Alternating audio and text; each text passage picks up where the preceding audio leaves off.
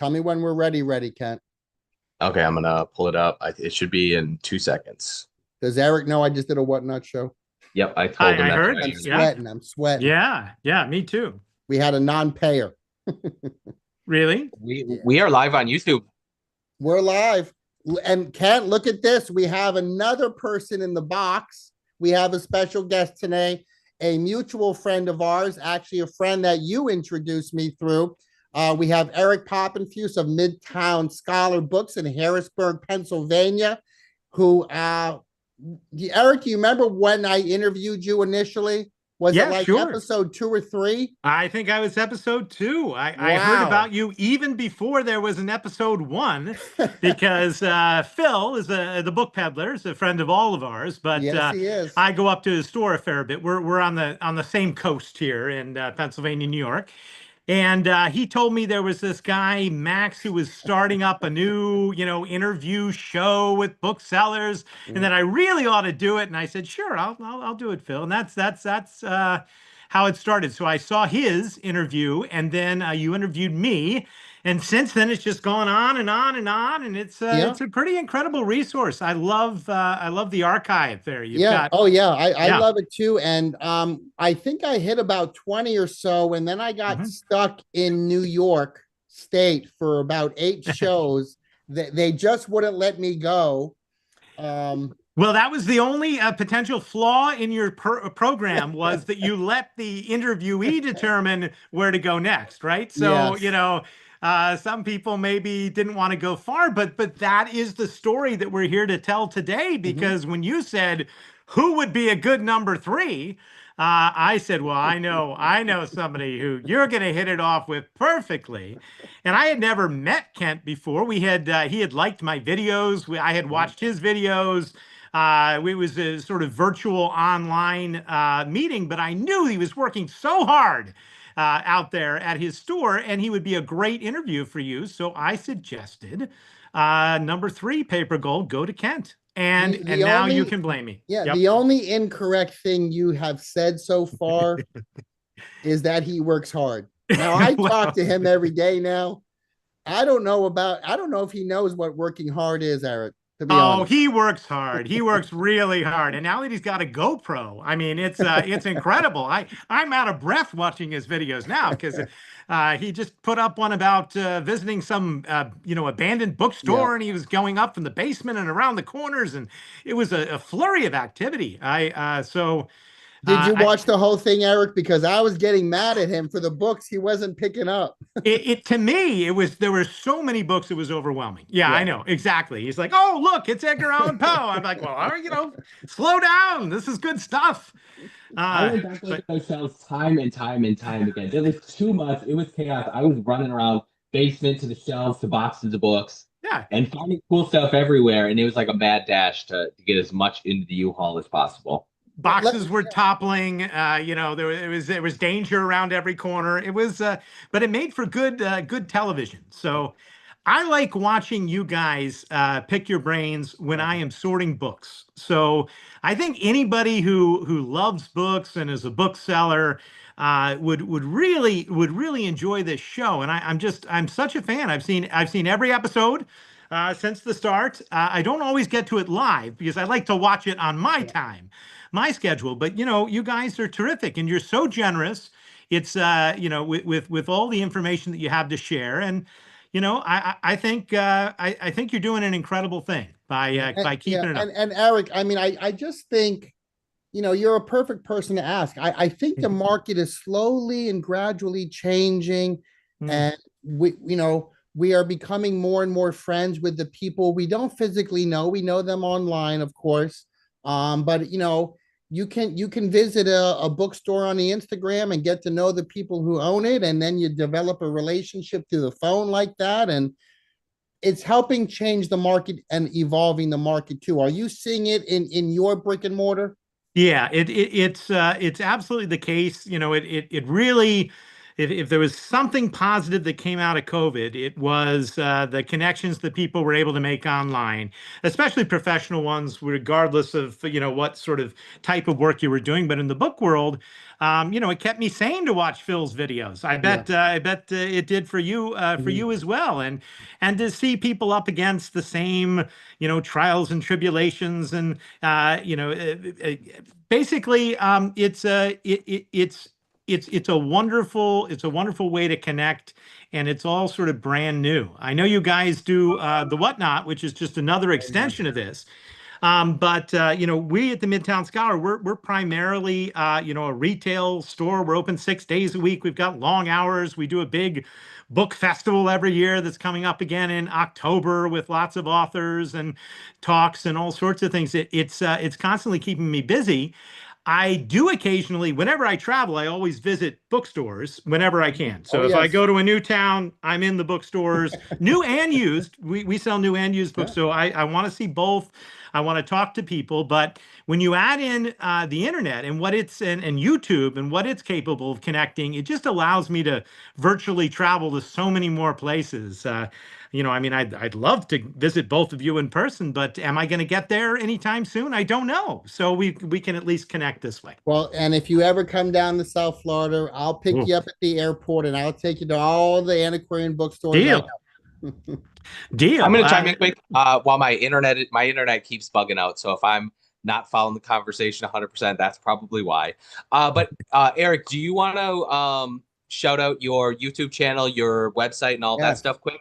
Yeah, just at Midtown Scholar. I do a weekly sort of video diary of my adventures in the book trade. And every Friday at noon, I'll put up a new video. It's usually revolves around books that have come in over the past week or a place that I may have gone. I think next week I'm going to show you a video of a house call that we just came back from in Virginia, which was fun. I was telling you about it. Lots of cats.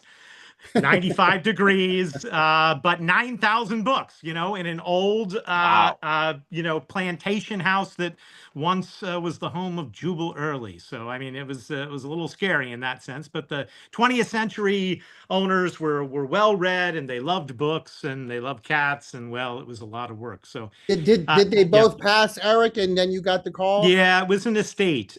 We're in Harrisburg, so I try and stay within like a 4 or 5 hour radius of the store, under the theory that I can get there and get back in a long day. This one we had to stay over in a hotel, but that's our radius. So with that radius from Harrisburg, we can get up into New England, we can go up into New York, we can go down into Virginia. We can go west into Ohio, and that keeps us busy. One of the nice things about Harrisburg is it's pretty centrally located. We're right on the Turnpike and 81 and 83, so we're at the heart of sort of transportation network, and that's why we like being here. And how often are you actually, knees on the ground, hands getting dirty, going through the estate still? Because I know when you own a brick and mortar, your time gets segmented pretty badly. It does, and it's just I'm sure you guys feel the same way. There's so many draws on your time and so many things that you need to do, and with the Whatnot schedule that you have, I mean, I can't imagine the amount of time. I know it's worthwhile, but it's a huge time commitment. You're constantly doing it. But I'd say we have book buying at the store that takes place every week, but I try and schedule it so it's 1 day a week. It's just Thursdays. You can always bring your books. Otherwise, it would just be too constant and too all the time. And I'd say we go and do house calls probably every other week. So, and we're usually scheduling in advance. So I'm scheduling into September now. So I might do 2 house calls a month, and then book buy every week, and then other sources, of course, as well. But even that, keeps me busy. I think. In next week, I'm going up to State College to clean out a storage unit. That sounds exciting.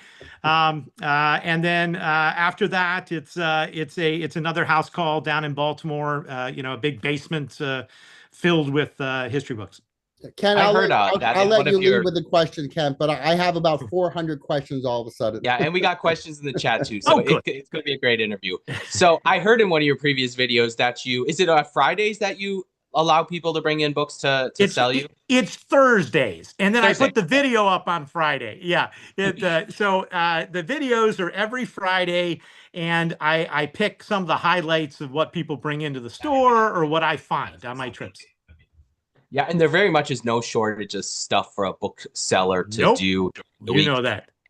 I tell people to come in during my normal store hours, Wednesday to Saturday. And it's chaos when I'm working on my eBay listings and someone brings in 10 boxes of books, and it's going to take me half hour, 45 minutes to go through everything, make them an offer, haggle. And then if I buy the collection, it's hours of sorting and pricing and figuring out what to do with all this stuff. So it's chaos for me to have people bring them in whenever.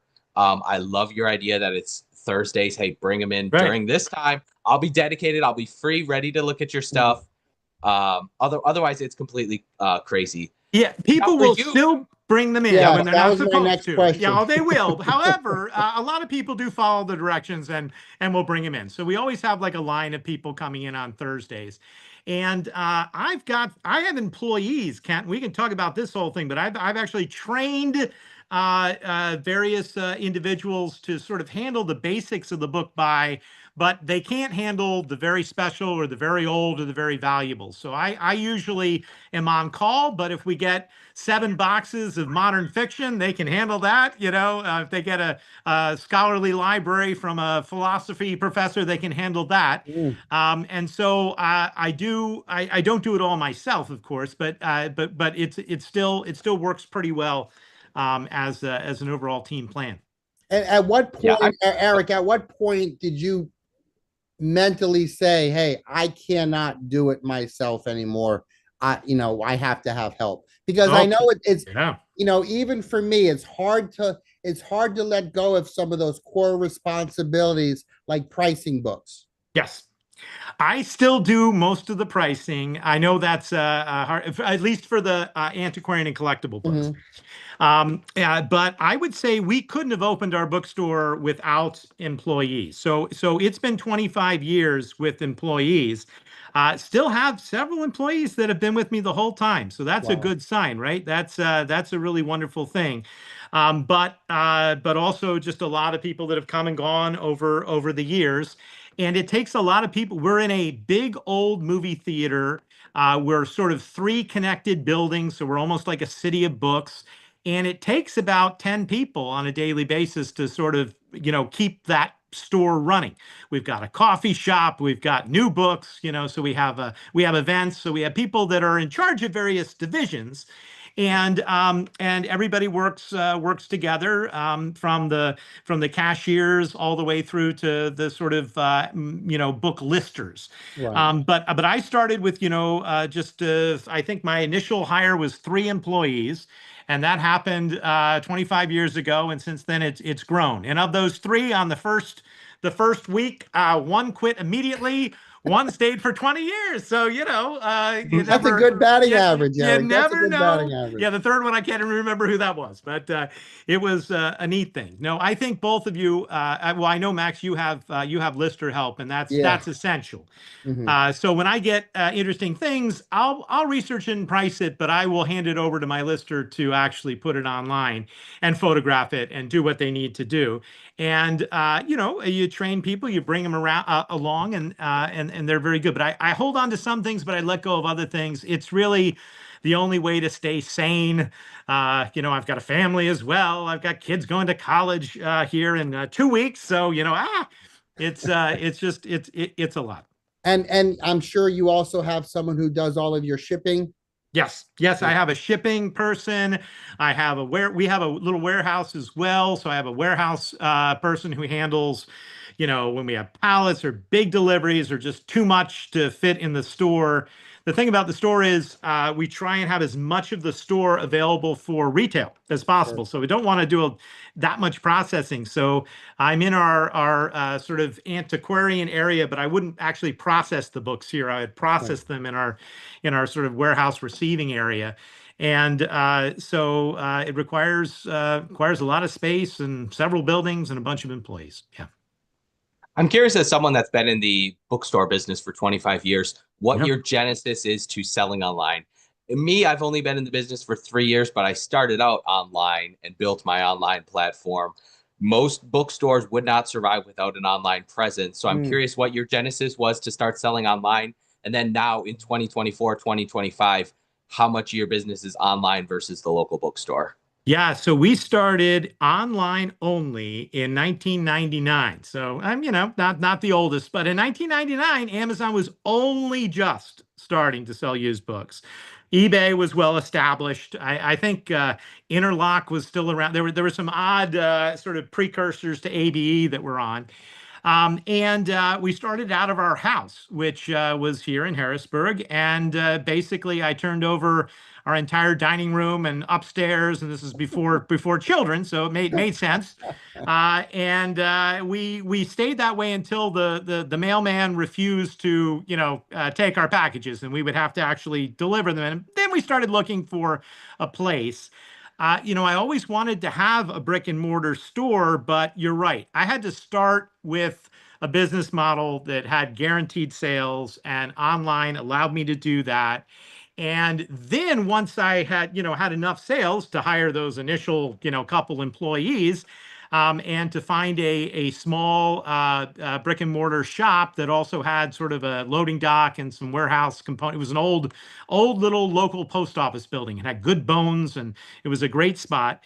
Then we moved to selling in person, and that was sort of a supplement to the selling online. So it started 100% online, and now I'd say that even today, it's 50-50, but there's a lot being sold online and a lot being sold in store. And I think we like it that way. We like because we list the books that are not all of them. Like none of the books behind me are even listed. These are just all older books that are all flat rate priced. But a lot of the books in our store are listed online. So every morning when we come in, there's always orders to pull and things to do. And that's how the staff starts its day. So they'll brew the coffee, they'll pull some orders.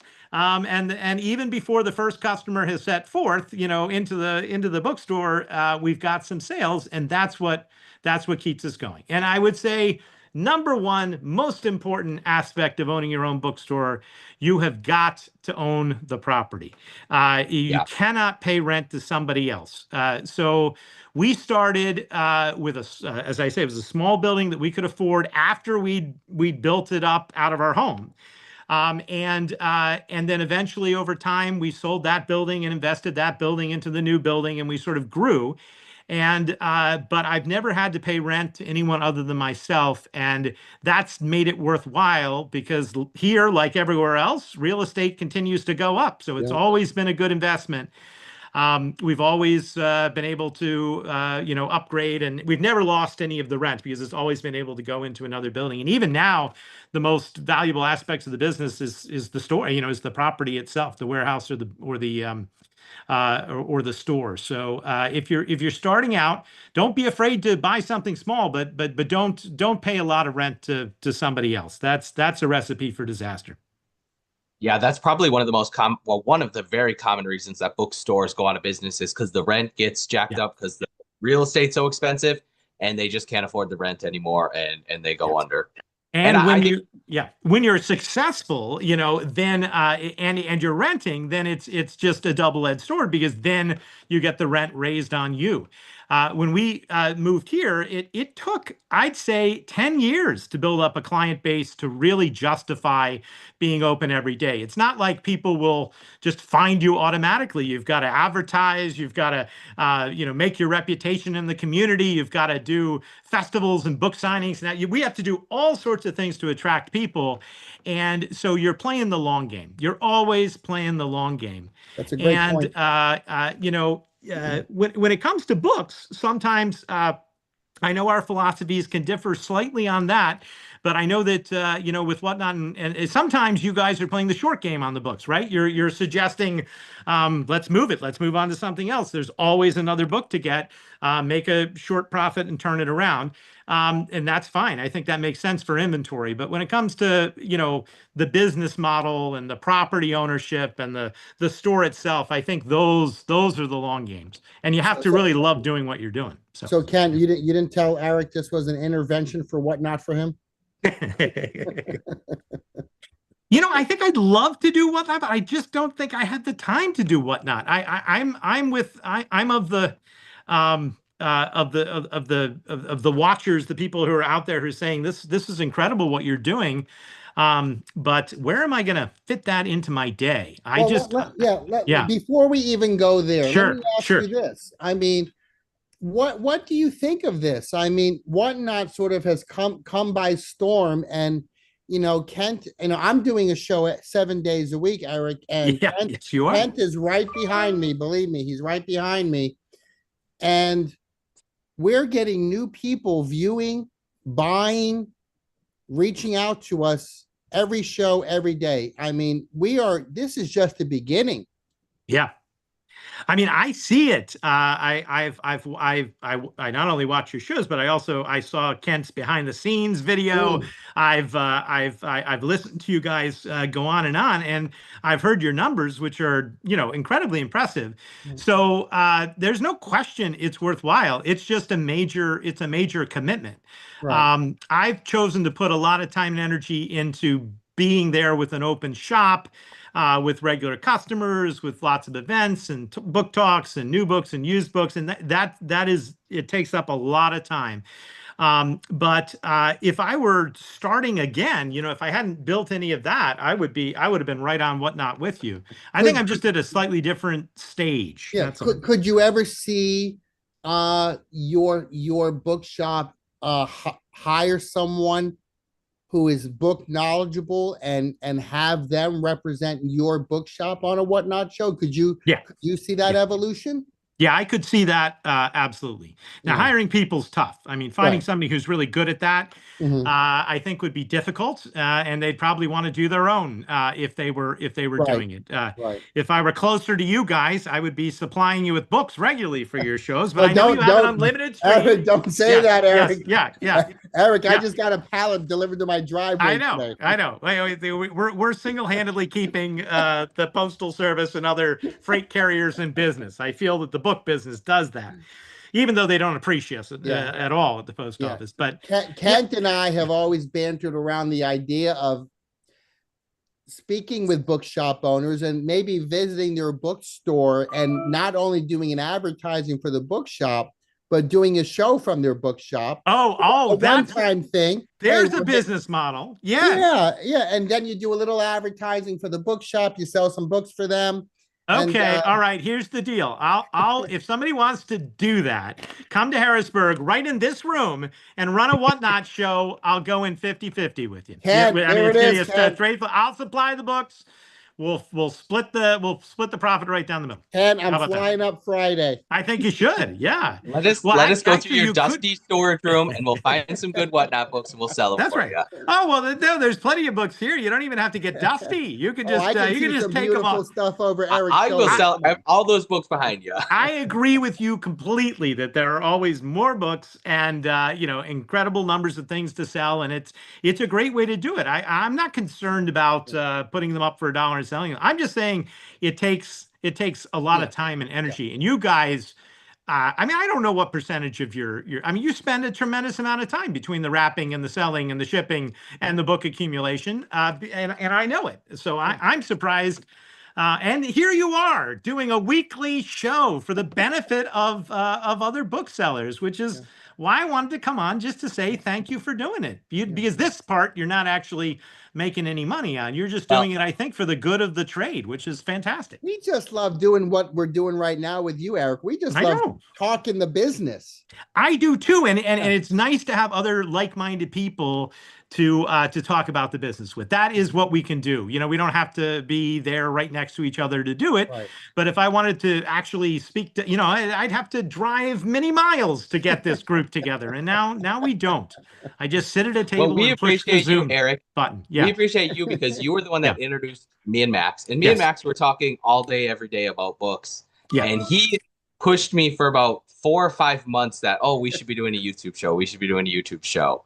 Well, I saw your early videos, Ken. I saw your early videos and I saw what you were doing there. And I was just really impressed. And I saw the energy and you know, so I knew I had to connect you with Kent. Kent has, you know, as long a history in the book world as I do. He's got all those connections and many years, and you were it was going to be the perfect match. I could tell, but I didn't know that you would never stop talking though, and it would lead to a constant back and forth. That is pretty impressive considering you're 1,000 miles away from each other. I mean, well, and like we wish there was more content like this online, people talking about books. And I was inspired by you, Eric, and then Phil as well. I've been watching Phil's videos for 5 or 6 years or whatever now. And actually, Phil, you're gonna have to watch out. Phil has a Whatnot show coming up here in just a couple of weeks, end of August. I saw, and Phil's getting, you know, as he likes to say it, the controversial material. So, you know, that's going to be an exciting show. I actually secretly, whenever I get controversial material, I take it up to Phil because I'm not quite as able to sell it as openly as he does. I mean, it's pretty amazing. He has his cabinet of controversy. He does, and he's proud of it, and it's good. And I guess I don't think you guys have actually been to his stores, but they are really nice. He works really hard, and is just another one who is just constantly out there doing what we do. And I guess he's about 5 hours north of me, so he's just sort of outside of my my sort of circle, and you know, we bump into each other occasionally, but it's really good. Yeah, and it's actually funny because Phil came down here for a wedding in Boca Raton, which I'm just south of, and he came to visit me the day before the wedding, and he sat next to me during one of my Whatnot shows, and I think that sparked him up a little bit. He loved that. Yeah. Well, that would be great. Yeah. I think. I mean, the numbers that you guys have put together, by the way, I have to say, and I'm just going to say this as an observer, I have never seen a show on the internet like the show that you guys did where you shared your numbers for 2024. Thank you. That was remarkable. You know, it's sometimes in the world of book selling, you know, it can be very sort of secretive. People can feel highly competitive. You know, my least favorite bookstore is the type of bookstore where you walk in and the person doesn't want to sell any books. But those bookstores exist. You know that. Or the minute you express an interest in a book, then suddenly they don't want to sell it ever again. And I don't think that way. You don't think that way. I think to be a successful bookseller, you shouldn't think that way. You should be constantly trying to buy and sell books. I buy books from booksellers all the time, and I'm happy to sell books to booksellers, and I want people to make money off my books. And you know, I want to be able to take some of their books that I feel passionately about, add a story to it, and sell it you know, at a profit as well. But you all showed your numbers. Who else does that?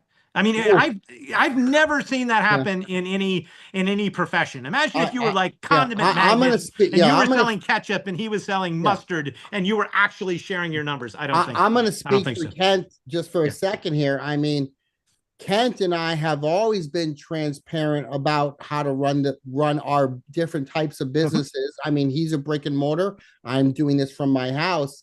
But as Kent and I grew a friendship and the pick our brains and doing Whatnot and all of these things we were doing together, you know, I also run a group called Paper Gold, which teaches what everything we're talking about. It teaches it to other booksellers. And I'm always transparent with them, good, bad, and different about what we're doing. And there are so many people online, YouTube booksellers, who don't share their numbers. Right. And I just don't know how trusting their knowledge is. And I wanted to, and Kent feels the same way. We wanted to be so transparent about what we're teaching and helping people with, that we wanted to back up our moderate success with our numbers. I think that's incredible. And honestly, it speaks very well for both of you, and it's inspiring because your numbers are impressive, and they show you that with hard work. Because I too agree, Max, books are everywhere, and that's not the problem. When I started, I was not convinced books were everywhere, and I thought the greatest impediment to running a bookstore was going to be the inventory. Quickly learned that was not the case. So I'm sure you teach your paper gold group that out of the, and it's the greatest impediment is managing labor and just all the things that go with running a business that maybe isn't part of the core fun of collecting and selling books. So I think the fact that you shared your numbers was inspiring to a lot of people, and it also shows that, especially in this age of whatnot, that really anyone can do it. When I was starting out, I had a lot of sort of inspirational models, bookstores that I really enjoyed, but none of them shared with me their numbers. That was just not done. They might teach you how to buy a book, tell you, you can't spend that much money. You're not going to be able, what percentages you should be buying, what types of books, but they never shared. And part of that was because it's very hard to be successful as a bookstore. I mean, a lot of the time we're just breaking even and, paying the bills, and that's success. But you guys, I mean, you're just through the stratosphere, and you've embraced this new technology and this new platform, and you're sharing it with others. And so, it's just fantastic. So I'll sit in my room and I will unpack the books, get the dust and the cat hair off them and put them in the proper piles. And I will listen to you guys go on and answer the questions. And I'll think, well, yes, that's a question I've had. Yes, I agree. And, it's wonderful. It's like my favorite podcast. But Eric, do you remember in the early and mid 90s when people were starting to talk about this thing called eBay and Amazon and the interweb? And I mean, this is how I feel about Whatnot. It gives me the same feeling, because I was selling books back then for a bookseller, antiquarian bookseller. I worked in his three-story shop, and then we started hearing these Amazon and eBay things, and he didn't want anything to do with the technology. And I always remembered that in my 20s. I always remembered that. And now this feeling I'm getting with Whatnot is the same feeling I was having in the early 90s, that the market is changing, and Whatnot is just, to me, it's just the beginning. Once Whatnot or another platform goes international with live selling, no one's going to have a death pile anymore. It's going to be incredible. Yeah, I think so. Yeah. All right. So look, I'm in the market. I am one of these people who's in the market for a Whatnot seller. I need somebody who wants to move to Harrisburg and partner. And I need somebody who's got the time, energy, and personality to do it. I can't do it. Yes. Eric, just so you know, I have some excess stock that I've been shipping to Max, and Max Whatnots it for me. So that is an option. If you have some stuff, you can just mailboxes to Florida or to Wisconsin. We'll sell it for you. We'll mail you a check. It's that simple. It really is. And you know what? I think, Max, maybe next week we need to talk about our Whatnot numbers, because I'm in the process of cutting back on eBay and picking up on Whatnots. I don't know how it's going to work. I don't know if I did 6 or 7 days a week on Whatnot, if the Whatnot crowd could keep up. It's still, there aren't millions of book buyers on Whatnot. There's a lot, and it's growing, but I'm not sure if they can quite support me selling 50, 60, 70 books a day times 6 or 7 days a week. Right. But with the numbers me and Max have doing, and we don't really talk about specific numbers on what we do on Whatnot, but we will, maybe next week we're gonna have to go through it and talk about me cutting back on eBay and picking up Whatnot, because for me and Max and for some other booksellers, Whatnot is the easiest money we've ever made. It just works. There's plenty of people that struggle, and stuff sells for $1 and they can't get a big crowd. But for the people that it clicks with, it's just the easiest way to sell books. But let me say this too, Ken. Let me highlight what you're saying for Eric. Kent and I have been saying our sourcing, Eric, has changed.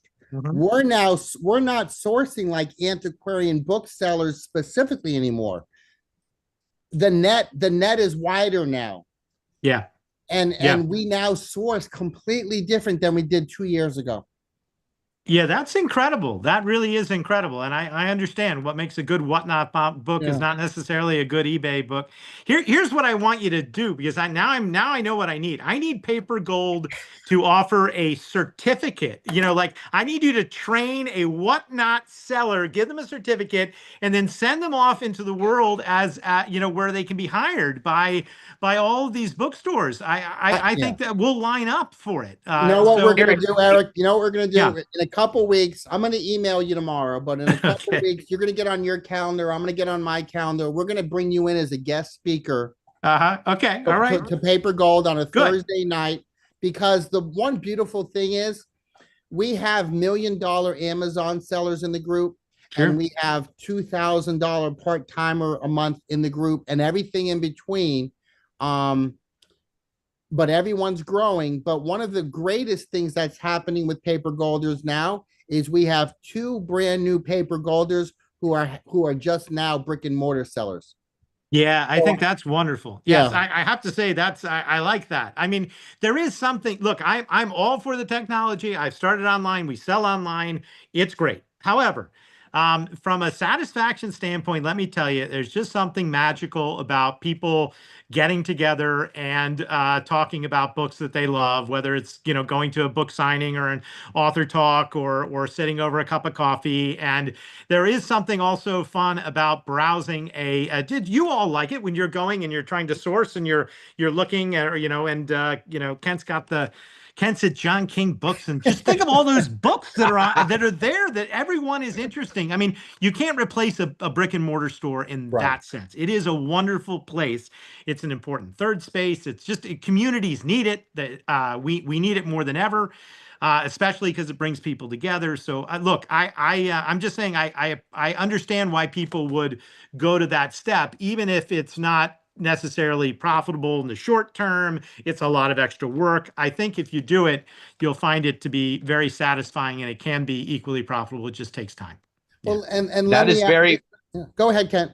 That is very much my dream someday, is to quit selling online, quit shipping, just pay off the building, pay off the inventory, just sit here. I don't smoke cigars, but I'm gonna sit here and smoke cigars all day and sell books out of my store. But right now, there's days, a slow day, where I'll sell $50 worth of books and people will bring in and I'll spend $500, and that math does not add up. No, but you're telling me the opposite here. Here I've got this nice store where people are coming to me, and you're telling me I got to do Whatnot. So, you know, I understand. I look, I just think that that book selling should embrace every platform, every technology. I've never met any site that I wouldn't want to experiment on, spend on, and utilize. So, do you sell on Amazon?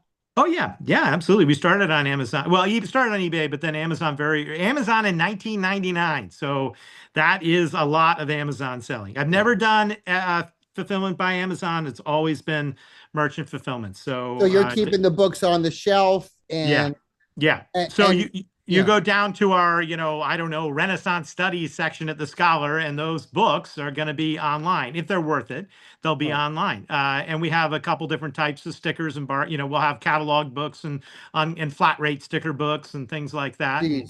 Yeah, you know. And this could turn into an 8-hour conversation all of a sudden. I know. We have 30 people watching. I think this is our biggest. Wow. I think that's a record. I hope it's a record. 31. I see 31. 31. Does Eric know he's coming back next week? He's going to be a regular at the first Monday of every month. I said I'd come back for the year anniversary. That's it. Okay. I need to satisfy the Amazon people in our world. Okay. Especially the deep divers. Are you, with your merchant fulfilled inventory, is it strictly barcode, or are you also going non-barcode ISBN and also non-ISBN? It is non-ISBN, it is non-barcode, and we use a program called Monsoon, which some of your bigger sellers probably know about in Paper Gold.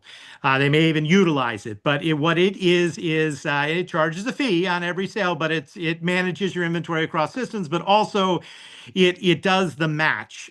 It will take your inventory and match it to the Amazon ASIN via keywords and other types of things. So it allows you to list non-barcode books. Yes, That's absolutely. Beautiful. That's so beautiful. And I mean, you can do it manually too, but it'll take you a longer amount of time. But no, there's no reason to sell on Amazon that you have to only sell barcode books. You know that. I know that I know that, way. but out there in the YouTube world of resellers, there are people who specifically just scan, and I'm always saying, it doesn't just have to be scan.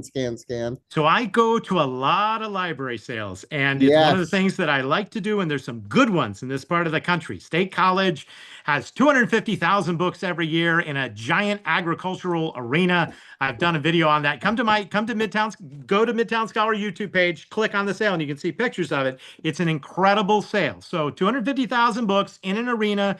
They get about 400 or 500 people in line before dawn. They open the door. It's a madhouse. People flood in. They go to the tables, and then everybody who's got a scanner is just zapping the books. And all I do is I just sort of reach over and I take that book and I take that book, and I don't zap anything.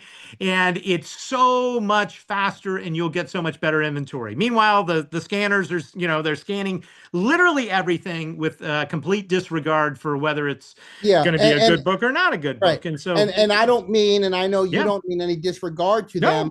All I want to do, and I'm sure all you want to do, is open up their minds to what you and I know.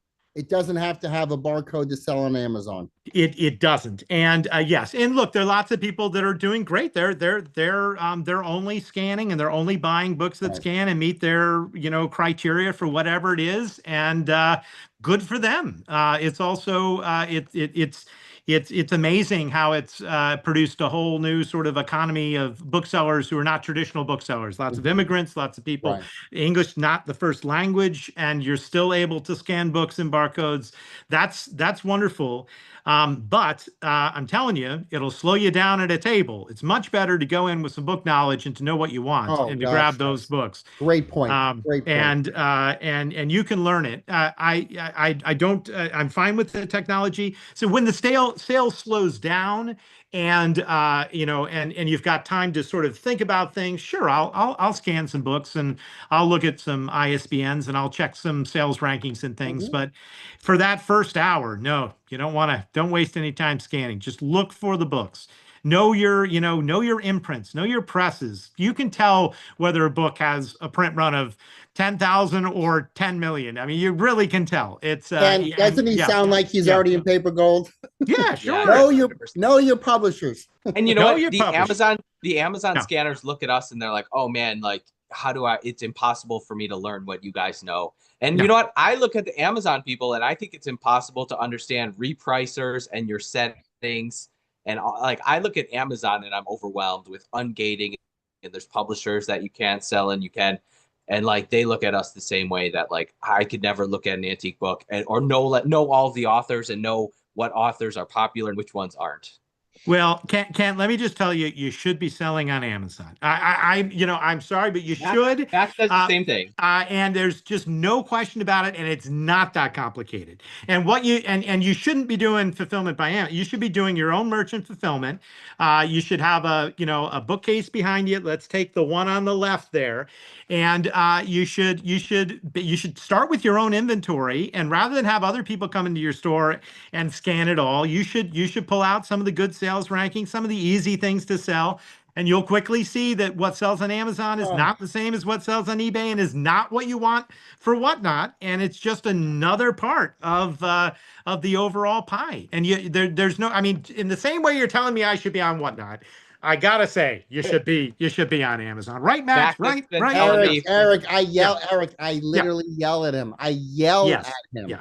Yes, of course. And I agree. If I'm outsourcing at an estate sale and there's barcode books and I'm picking before everyone else is, I should be scanning books for Amazon. No, not just that. When they bring him to your counter, you should know. Yeah, well, that's true. You just went to a abandoned bookstore that was filled with books. Let's talk about this. People need to look at your latest video. I've never seen anything like it. This place was jam-packed with incredible books, but you were only interested in the Victorian or older books. Eric, You know, thank you, you were Eric. Thank missing you. you were missing Eric, all he these left easy after sales. 2 days. Yeah, right. He could have stayed longer. He left after. Yeah, I You should still be there. We should be doing this from there. Yes, there's no question about it. I mean, that was an incredible opportunity. Oh, God. I would still be there. I'm sorry, Ken. I'd still be there. You shouldn't have My left. heart. My But heart. I mean, the first day I was there for 9 hours. The second day I was there for 7 or 8. So after that, it's kind of like, I found some really cool antique stuff. I'll make plenty of money. But yes, I do agree. I could have scanned probably 30 or 40,000 books for him. Yeah, well, Eric, and I mean, tell him how much money that was. Yeah, it could have worked out very well for you. I don't know what you were paying for those. It was not clear if were you paying like a percentage of the price in the book from the old bookstore? It was a flat fee. Take as much as you want. Oh well, you what? What? Take as much as you want? Oh my gosh, Kent. Yeah, you should. I'm gonna give you guys where's the U-Haul? I don't understand. I filled the U-Haul about 3 feet deep. All right. Well, those books look good to me, and I know good books. That was a special I was opportunity. getting mad at him, Eric. I was watching the video and I'm screaming at him on camera. Here's the thing, like that. You feel this too, Eric. Like I am busy out of my mind with eBay and whatnot, and like I could, instead of like scanning for Amazon, I could do a 1 or 2 hour whatnot show and make $300, $400, $500. So same with you, like you're busy out of your mind. There's always something to do like if you start taking time to learn whatnot, it's taken away from your other tasks that are making you money. Yeah, look, all I'll say is that one of the things I like doing is I like purchasing inventory from other bookstores. I think bookstore inventory, not necessarily everything. I realize that you can get lots of stale inventory, but especially if that was a store that hadn't really had much of an online presence, and just had a lot, that is good inventory because it's already been cleaned, selected, and chosen to be put on a shelf, right? True. And so it's not like just going into a house call for the first time and having to sort through it a million times. It's already made the cut. And so that's a great place to start. So I know over the course of the last decade in our business, we've purchased, retiring bookstores or closing bookstores. I would have purchased the whole thing, Kent. I would have just said, I'll take the whole thing, and you box it up, and you're gonna have little storage pods around the farm, and you'll get to it when you get to it. But that sounded like the price was right. I will say the one kicker about this is there were 2 other booksellers that were also working this deal with me, and they were also picking those 2 days. Otherwise, me and Max like dream of like purchasing a bookstore inventory like this and running like a 2-week long whatnot sale. That would have been fun. Everything, shipping it all there and stuff like it. That would have been the dream scenario with this collection. We would have made a pretty insane amount of money. One day science fiction, one day classic modern literature. Yeah. This reminds me of I was present for the big Larry McMurtry last book sale. I think I told you the story on Paper Gold, Max, but it's still really good. And he basically he established a town of books in Archer City, Texas, and then when he was ready to retire, he basically hired an auction company and invited all the booksellers in the country to come down to Archer City, eat barbecue, listen to his son play good music. James McMurtry is one of my favorites, and then he sold it section by section. So and then you could have resold it on Whatnot section by section, but it was really amazing. It was fun to get into a bookstore and to be able to buy things by the section, by the bookcase, not by the shelf or even by the individual title. So I saw that in your video, Kent, and I thought, boy, I mean, all these books, you could move all of them. Yeah. I mean, and if it was just me, I would have spent 2 weeks straight hauling books home. I would have got another storage unit or 2 and taken it all and sorted it over the next year. But it was kind of a different situation. I would have loved to take every single book and Yeah, it was. Well, look, it was hey, you exhausting. did great. Kick himself later. I'm sure you got incredible stuff. No, that's wonderful. Yeah. But I'll be on the lookout for a bookstore that you guys can whatnot. Yeah. That sounds like Yes. fun. Yes. So you think you could do that whole bookstore in a week? How long would it take you to whatnot a No, bookstore? we would need more than a weekend. It Yeah. depends. I mean, like we can move through like 30 to 40 books in an hour. But you could do boxes. Max sometimes does box lots and bundles and stuff. So it kind of depends on the quality of the stuff. And again, if you're selling for 8 hours straight, some people are gonna max out their credit cards a little bit. So there's a lot of reasons not to just sell all day every day. But I think Max did was it a 6 or 7 hour sale? I did a 7.5 hour Sunday show, Eric. Wow. And I didn't intend to. I intended to go 3 or 4 hours, but something happens the same way Kerouac writing on the road happened on one sheet of rolling sheet of paper. That stream of consciousness just stop in, and you just sell books. And I looked up, and 7.5 hours had elapsed, and I don't think I would do that again alone, but I could definitely see myself doing it with Kent or somebody else, where you sort of tag team and help each other. Kent and another friend of ours, Jesse from Reliant Books in Kansas, we did a very special whatnot show. I want to say 2 months ago, Kent. Yeah, something like that. Where Kent did a show for an hour, then he rated Jesse in Kansas and he did a show for an hour. Then Jesse rated me. Then I did a show for an hour, went back to Kent, and we repeated that for 3 shifts. So 3 of us sold for 9 hours. There was people bidding. There was people bidding at every single show. Like some customers came to every single show and bought something all day long. They just like watching and the entertainment and the fun of it. And we all kind of had slightly different stuff for every show. And what did you sell on your 7-hour show? Like $4,000 or $5,000 in a day? Yeah, I did just $4,800 on my 7.5 hour show. So, well, I would have loved to have been able to have stopped you, live on your GoPro camera and said, sell that book, that one over there, and that one there. I mean, I think it would be great. Also, let me ask probably you bring this. in a whole new audience if let me ask you this, Eric, because I've talked to Kent about this. Could you ever in your bookshop have a section, two walls in a corner where you had someone selling books in your bookshop live while people shopped for other books? Oh yeah, I'm sort of like a museum. Here's what live selling looks like.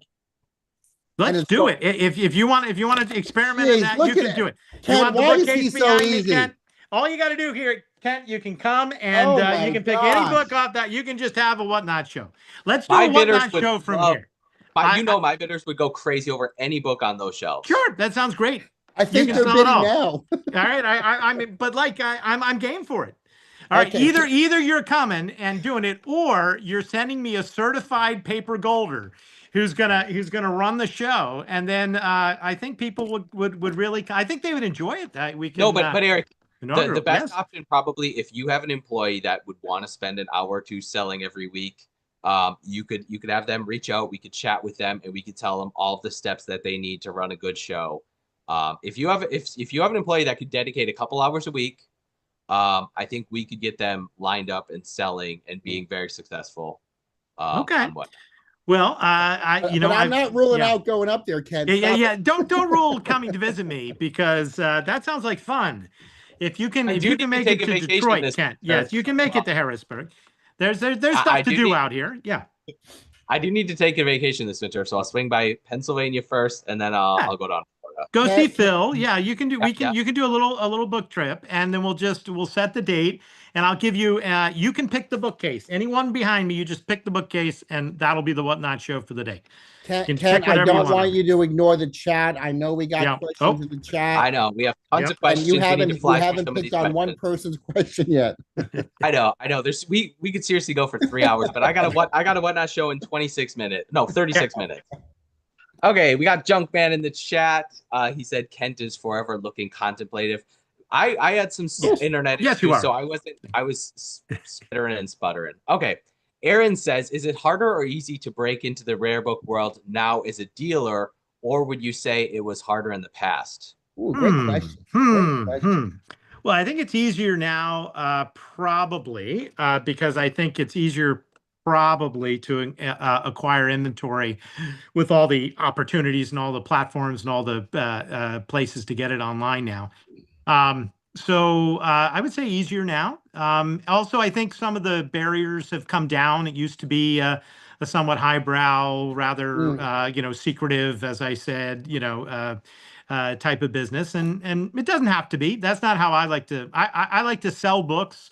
I don't consider them all so precious that they can't be handled or sold at reasonable prices. So I think. Also, I think my average antiquarian book probably is similar to yours, Kent. We're happy to have the $500 books, but we're also bread and butter, maybe the $30 or $40 or $50 books too, and that's fine. That's great. So we've got a little mix of everything. At the store here, I have the catalog. I don't catalog my antiquarian books unless they're worth, in my estimation, a minimum of like $75. That's my limit for eBay. Sometimes, a few special things less. So if it's going to be less than that, $50, $35, $20, it's not cataloged. So it's going to be behind me. It's going to be available for walk-in. And that's because it's not worth the time to actually do it, I think. So there you go. But I think I agree. It's 100% easier to find inventory. Anyone can look it up online to try to figure out what it's worth. There's more access to information. That's as true. well as pricing and stuff. And then also selling, like there's a million options. You can sell on eBay. You can do your own website. Facebook, there's people that only sell on Instagram and do good. And then you can use all your different social medias to promote it. And I mean, there's so many people that just sell books and antiques on Instagram and make now TikTok. And now TikTok's in the game. Yeah, and good books will always sell. You all say this all the time, but it's absolutely true. I mean, anybody can sell a first edition Stephen King. You get a first edition, Carrie, you're gonna do incredibly well. And it doesn't really, you don't have to be a bookseller with 30 years of experience. You can be somebody who just found it at Goodwill and is putting it up on eBay for an auction with no experience. You're still going to probably get the same amount for it, which is a lot. So the really good books are very easy to sell, and it's the mundane stock that you have to make interesting. So there are ways to make it interesting in catalog listing, and there's ways to make it interesting if you're showing the book or you're having a whatnot show, and you're able to actually physically show the cool illustrations or the font or the cover design or all those great things. Yep. Junkman says he just subbed your YouTube. Again, that's Midtown Scholar Bookstore on YouTube. Check it out. Okay. Javier says, I heard Midtown Scholar has nice packing and shipping. Is there any particular thing your store does for packing and shipping that's different compared to others? Yes, we box everything. Nothing doesn't go in a box. Wow. So now by box, it may be cardboard folded, it's a folded cardboard mailers. We've got those. They're not very expensive. You can buy folded cardboard mailers or have them made for the same price as padded envelopes. But I think that if you're selling older books, you need to realize that people want them to arrive in the condition that they're expecting, and that requires boxing. So we box everything, and if you're buying something particularly expensive, it's going to be double box. So you're going to get a box within a box, and we're going to spend the time to pack it and ship it right. So the fact that you out there randomly have heard that we have good shipping, that's a good sign. That means that we really do it. Free advertising. We'll take it, but I can say that from a shipping standpoint, I have a shipper, and I don't tell him he has to do X books in an hour. I tell him pack it well and take your time and get it done. And he takes really good pride in packing the books well. I bet your shipper does too, Max. And really likes getting the feedback and likes seeing it. So occasionally things will still be damaged in shipping, though. Especially, I think we just shipped. something we recently shipped managed to get a gash that went through multiple boxes, cardboard, padded everything, and the post office completely destroyed it. So that's another topic. You can't always protect. Yeah, but that's another 2-hour conversation. Yeah. USPS and their neglect. But we don't use bubble mailers, and I actually think you can create your own cardboard die and cuts for books that are really the same price as bubble mailers. We have Mick Marcy in the chat and Tammy F in the chat as well. Rare Books USA says, what are some tips for keeping a talented employee for a long time? Ooh. What qualities do you look for employees That's good. wanting to outsource important tasks? Yeah, I didn't hear the last part. You broke up on the very end. What qualities do you look for an employee when wanting to outsource important tasks?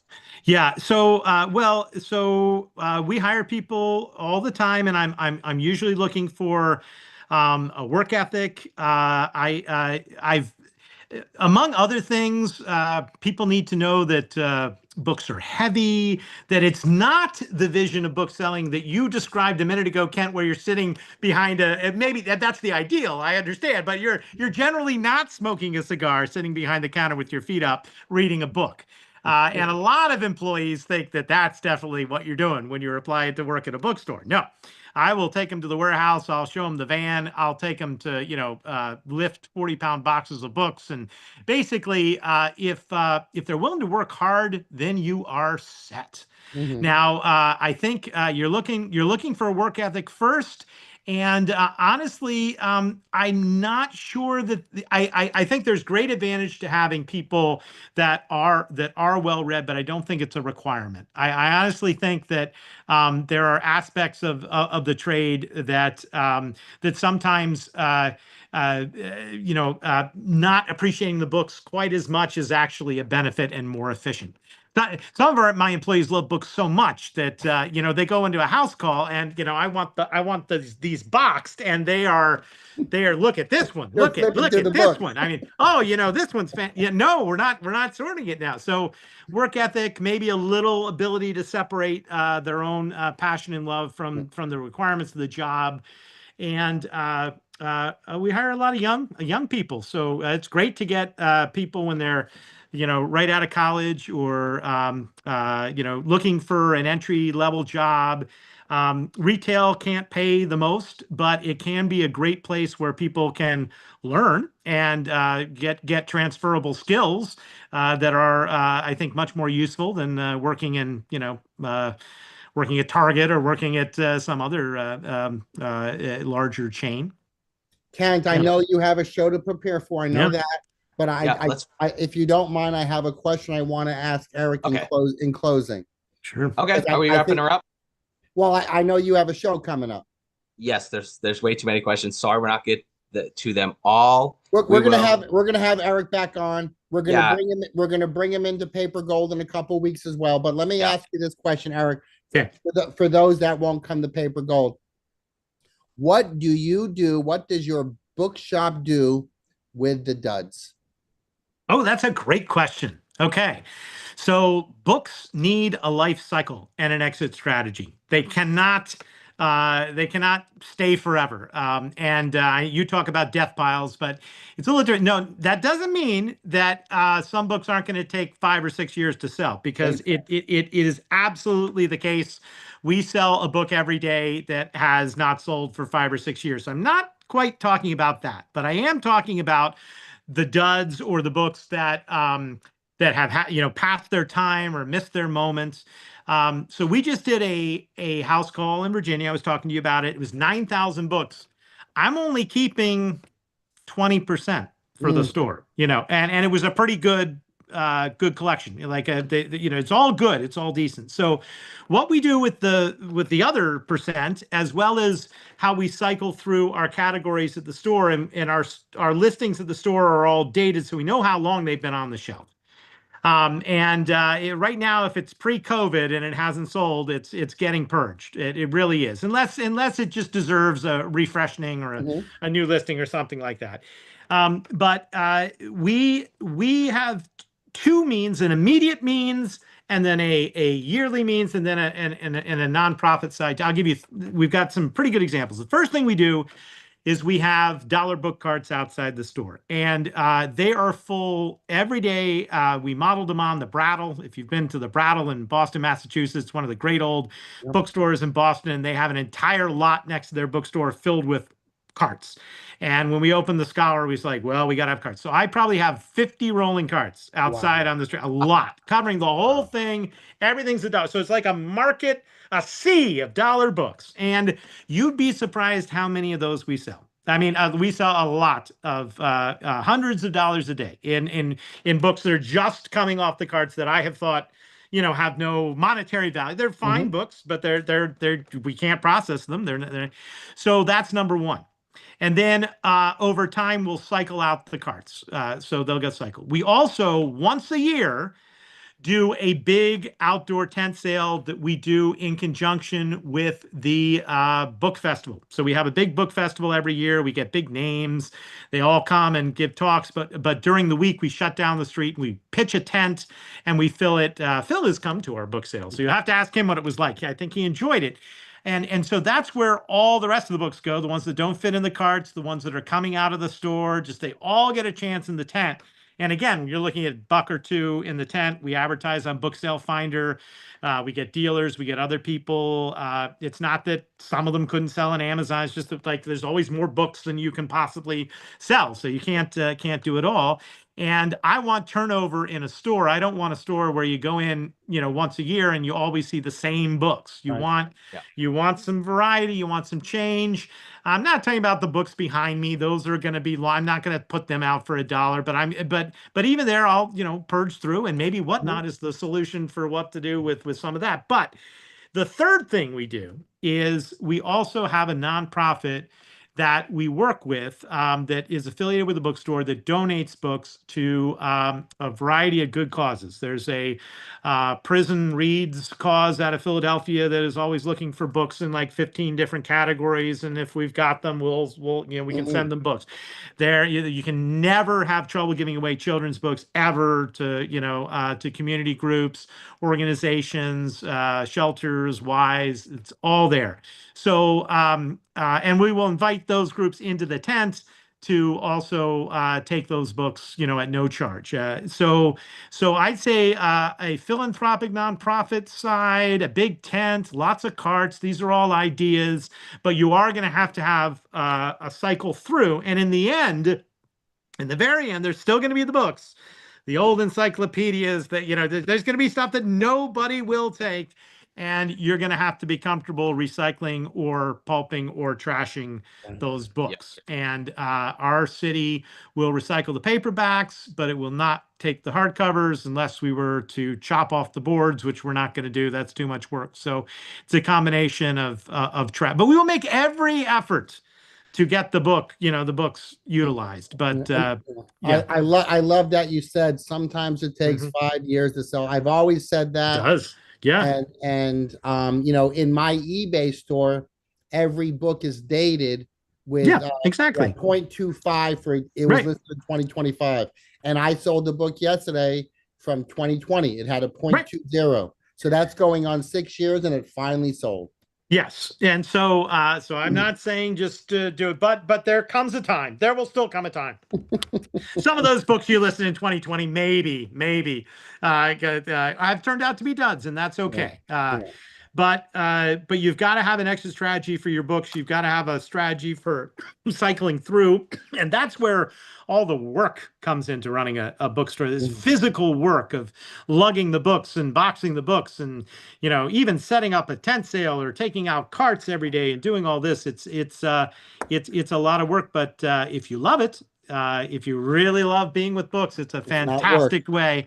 And also, if you're just doing it online, we should say this as well. What is a dud online is not necessarily a dud in the store. Sure. So yeah. When I go to a house call, I split the books into potential internet, potential online, or direct to shop.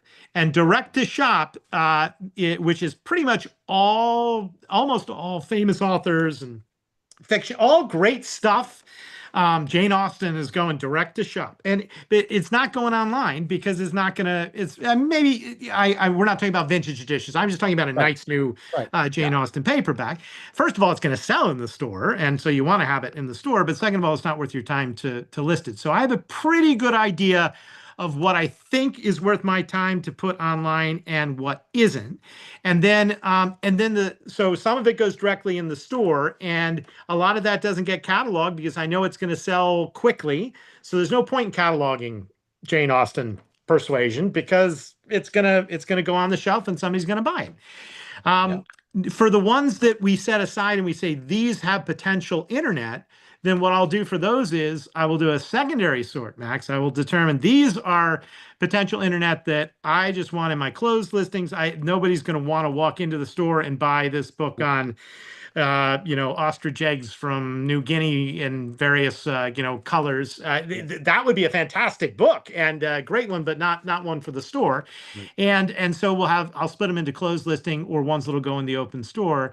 And then you have to have your open store organized in such a way that you can actually find the books that they sell online. But so this was related to the dud question because if you have an open store, you can move a lot of the things that your internet store thinks are just duds. Right. And if you have if it's the other way, Kent, you can actually sell some of your open store stuff online and on Amazon if you take the time to put it on. So you should do both, right? And then if it's not selling in either place, that's where the big tent surprise and the donation comes. Bag sale. Let's go. Yeah, we do bags. Yes, of course. Always do bags. Yes. All right, Ken. All right, but we need to wrap it up because I still need to prepare for my Whatnots show. But Eric, thank you so much for being a guest, and thank you for introducing me and Max. Yes, and we're sure going to have you back, and next time we're going to plan out 3 hours. Yeah, we're going to have him back. We're going to get him in paper gold in a couple weeks if his schedule is working. I think he's going to love. I love it. I love it. I always want to chat with people, and I hope if you're watching this, if you're the 30 people watching this, can you see why I put these two together? Can you see? I knew it. They had no idea who each other was, but I knew they would hit it off. He's a magician, Ken. You could tell. You could tell.